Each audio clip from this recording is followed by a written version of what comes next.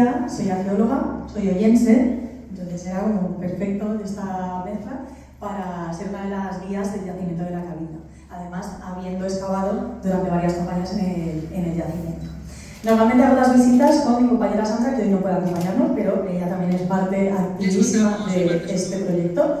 Y como decía y como ya estáis viendo todos, no hemos podido hacer esta presentación en el yacimiento como en años anteriores, pero por suerte casi todos debéis conocer el yacimiento. Si queda algún despistado, pues que aproveche todas estas actividades y otras oportunidades que tienen a lo largo del año para acercarse y conocer el mundo visigodo de la Cabilda. Y esto es verdad que nos da otra oportunidad, que es de hacer reflexiones en torno al yacimiento, y si habéis estado atentos a las intervenciones, pues habréis visto que se ha puesto mucho énfasis en las conexiones de la Cabilda con otras realidades, y quería yo seguir incidiendo en estas ideas, ¿no? La conexión que se puede hacer del yacimiento podemos hacerla con elementos del pasado y también con elementos del presente, como estamos haciendo con estas ediciones del noviembre visigodo. Y voy a empezar a ponerme un poquito didáctica y recordar qué es la arqueología, que a veces estos conceptos se nos quedan ahí diluidos en nuestros saberes del cole. Y la arqueología lo definimos como la ciencia que estudia las sociedades del pasado a través de su cultura material. Eso es como la idea básica que tenemos que tener en cuenta, ¿no? Que utilizamos esos objetos y bienes inmuebles que aparecen en los yacimientos. Es decir, estas herramientas construidas con diferentes materias primas, adornos, vestimenta, pero también las construcciones que son viviendas, lugares de producción, enterramientos o lugares ligados a las creencias, como pueden ser iglesias y otros templos, ¿no? Todo esto tenemos que interpretarlo, porque una de las características es que estos objetos y estas piedras no nos hablan, no nos dicen la información directamente. Entonces tenemos que enfrentarnos a ese reto en arqueología. ¿Qué hacemos? ¿Cómo nos enfrentamos a este reto? Pues muchas veces utilizamos lo que llamamos los paralelos arqueológicos, es decir, el conocimiento generado en otros yacimientos arqueológicos de la misma época, para, cuando ya se tiene claro una interpretación, pues sumarte a esa información ya conocida, ese conocimiento ya generado. También podemos utilizar incluso paralelos etnográficos. Muchas veces, sobre todo en el mundo rural, hay elementos que perduran a lo largo de siglos y siglos, y en el mundo rural de hace, 50, 100 años, hay herramientas que se utilizan con las mismas formas y con la misma función que las encontramos en yacimientos arqueológicos. Y ese conocimiento también podemos ligarlo al conocimiento arqueológico. Y por último, también podemos hacer una conexión con el contexto, podemos y debemos hacer una conexión con el contexto histórico general. Y aquí la diferencia entre la arqueología puramente y la historia es que normalmente los historiadores lo que hacen es utilizar las fuentes escritas. Es más fácil pensar en un historiador yendo a esos archivos, a esas fuentes antiguas para recopilar la información para luego generar el conocimiento histórico. Obviamente, cuando vamos a un yacimiento arqueológico, todo ese trabajo de historiadores y otros arqueólogos ya está hecho. Y tú no puedes ir a ciegas, ¿no? Tienes que conectar lo que te va saliendo en el yacimiento con lo que ya se conoce por estos otros medios. Y eso es lo que hemos hecho en la Cabilda. Entonces, en la Cabilda nos encontramos que es un yacimiento que hasta hace unas décadas no se conocía, y gracias al trabajo de todo este proyecto que está detrás y que ya conoceréis, el equipo A, Jorge Morín con Audema, los profesores de la Universidad Complutense con Ángel Murillo a la cabeza, toda esta gente y los voluntarios han estado ahí poniendo su granito de arena, o más bien quitándolo, para descubrir lo que estaba ahí enterrado, ¿no? Y entonces lo que se ha ido encontrando es una serie de estructuras que se han excavado y nos han ido dando información. Las primeras estructuras que excavamos, la primera vivienda, nos dio mucha información sobre las actividades económicas, sobre los recursos que se utilizaban en la Cabilda y cómo procesaban los alimentos, etc. Y hay algunos elementos que nos permiten hablar de intercambio comercial y que nos han permitido no solo poner ese punto en el mapa del yacimiento, que era desconocido hasta hace relativamente poco, sino que ya empezamos a unir el yacimiento con otros lugares de otros yacimientos más alejados, ¿no? Y uno de los elementos interesantes en este sentido es un lingote de hierro que apareció en el yacimiento. También tenemos herramientas hechas con este material, como por ejemplo cuchillos, llaves, un montón de puntas y clavos utilizados para hacer mobiliario de madera. Y lo que no tenemos es la primera parte de esta actividad metalúrgica. Esa primera parte tiene que ver con la extracción de los minerales del medio ambiente y ese primer procesamiento para poder tener ese hierro que puedas utilizar para trabajarlo y tener herramientas. ¿Dónde sí se han encontrado estas primeras fases? En Colmenar Viejo.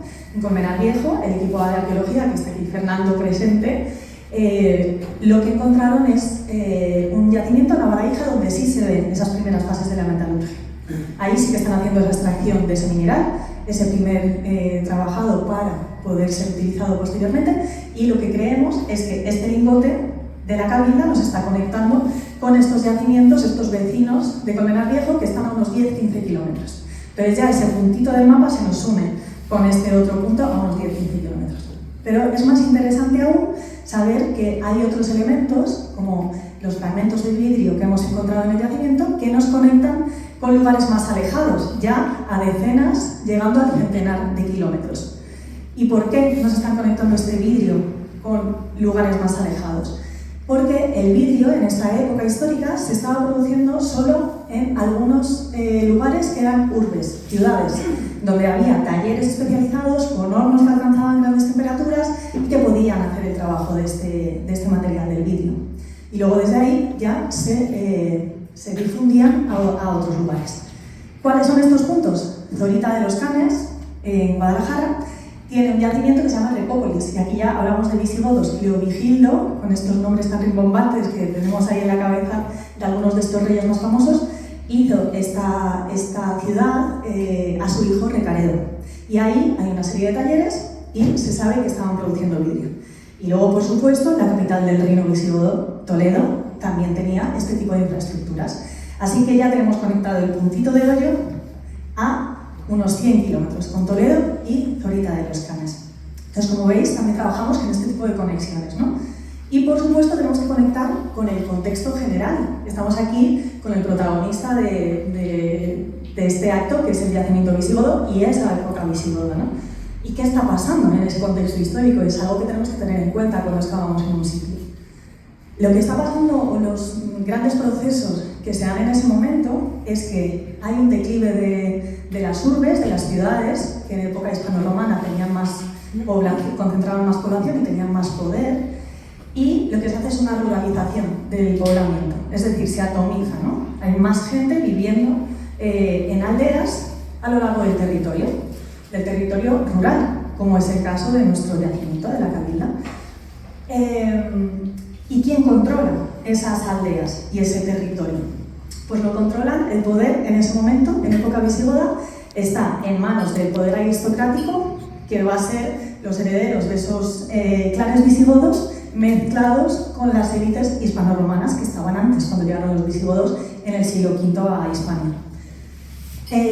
También, por supuesto, va a estar en manos de la monarquía visigoda, con la corte en la ciudad de Toledo, en la capital. Y un dato importante es que los obispos, la Iglesia Católica, va a tener mucha importancia en este momento. ¿Cuál es el papel de los obispos? Pues van a controlar esos territorios, van a actuar como jueces, van a actuar como recaudadores y como consejeros reales. Entonces se hace una unión importante entre ese poder civil en manos de los visigodos, de la monarquía visigoda, y ese poder eclesiástico. Cuando los visigodos llegan a Hispania, son arrianos, que son cristianos, pero no son católicos, y los que sí eran católicos era la población hispano-romana que estaba aquí antes. Lo que hace Recaredo, este rey con esa ciudad, Recópolis, lo que hace es convertirse al catolicismo, y lo que van a utilizar estas élites políticas y religiosas es esa fe católica como aglutinante de la población. Y para ello, claro, era más difícil. Cuando tenías a la población más concentrada en ciudades es más fácil ese control, ¿no? que las decisiones lleguen más rápido de alguna manera. Pero con esa atomización del poblamiento, esa dispersión, necesitas tener algunos elementos que te sirvan para anclar ese poder a las zonas rurales. ¿Y qué se utiliza? La construcción de edificios religiosos, como son iglesias y monasterios. Todo esto, que os lo he contado así rápido, era algo que tenía que tener en cuenta el arqueólogo Jorge Morín cuando llegó a la Cabilda y empezó a excavar uno de los edificios que incluso antes de su excavación ya considerábamos que debía ser un edificio singular.